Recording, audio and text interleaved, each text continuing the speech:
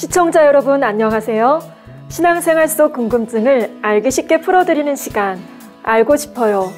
오늘의 질문입니다.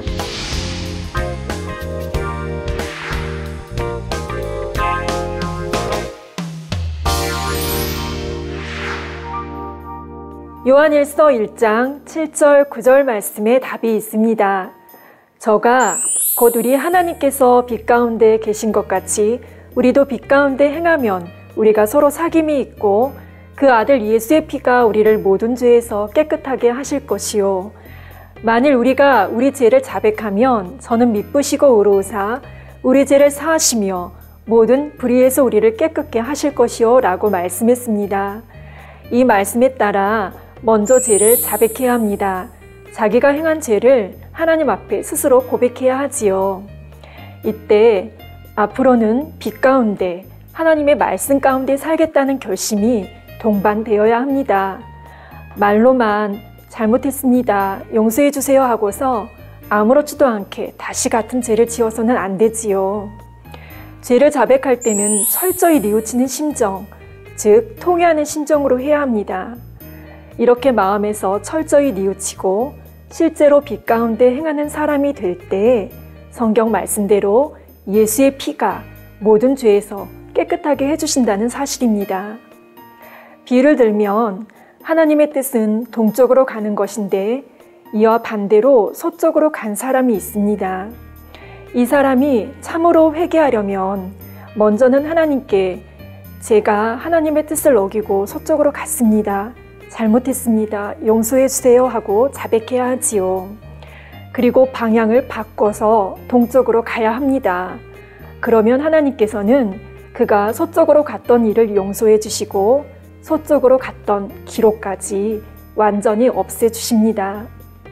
이사야 43장 25절에 하나님께서 곧 나는 나를 위하여 내 허물을 도말하는 자니 내 죄를 기억지 아니하리라 말씀하신 대로이지요. 그런데 말로는 서쪽으로 가서 죄송합니다, 잘못했습니다 해놓고 여전히 그 자리에 머물러 있거나 계속해서 서쪽으로 가고 있다면 죄사함을 받을 수 있을까요? 아닙니다. 서쪽으로 갔던 죄에 하나님께 거짓으로 회개한 죄까지 플러스 된다는 사실입니다.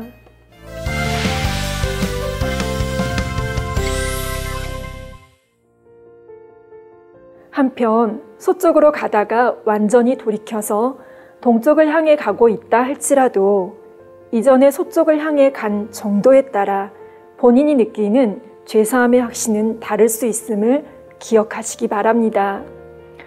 잘못된 길로 멀리 갔던 만큼 그 길을 되돌아오는 데는 더 많은 시간과 노력이 필요하겠지요. 영적으로도 죄에 얼마나 깊이 빠졌는가에 따라 회복하는 데 필요한 시간과 노력의 양이 다르다는 사실입니다. 물론 하나님 앞에 자복하고 회개하면 죄사함은 받습니다. 그런데 회개에 합당한 열매를 맺기까지는 마음이 눌리고 힘든 시간을 보낼 수 있지요. 이 과정에서 혹 어떤 이들은 내가 죄사함을 정말 받았는가 하고 불안해하기도 합니다. 그러나 같은 죄를 다시 짓지 않고 변함없이 빛 가운데서 회개에 합당한 열매를 맺어가면 자연히 마음의 눌림이나 불안이 사라지고 성령의 충만함을 입을 수 있게 됩니다.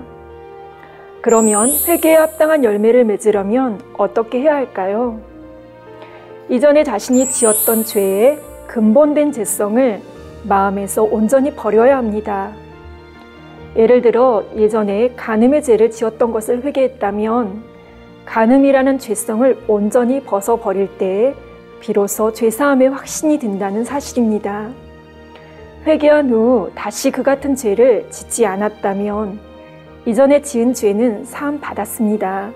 그런데 여전히 마음에 간음이 남아있다면 다시 죄를 지을 가능성이 있기에 죄사함의 확신이 약할 수 있지요. 따라서 이전에 지은 죄를 사해 주신 하나님의 은혜가 정녕 감사하다면 그 죄성의 뿌리까지 뽑아 버려야 합니다. 그럴 때 그 누구도 빼앗지 못하는 죄사함의 확신과 하늘로부터 주시는 평안이 임하게 됩니다.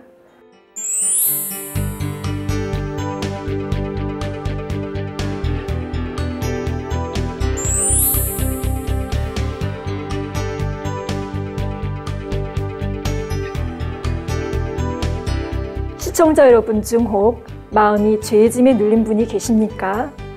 아버지 하나님께 나아가 모든 죄를 자백하고 회개해 보십시오.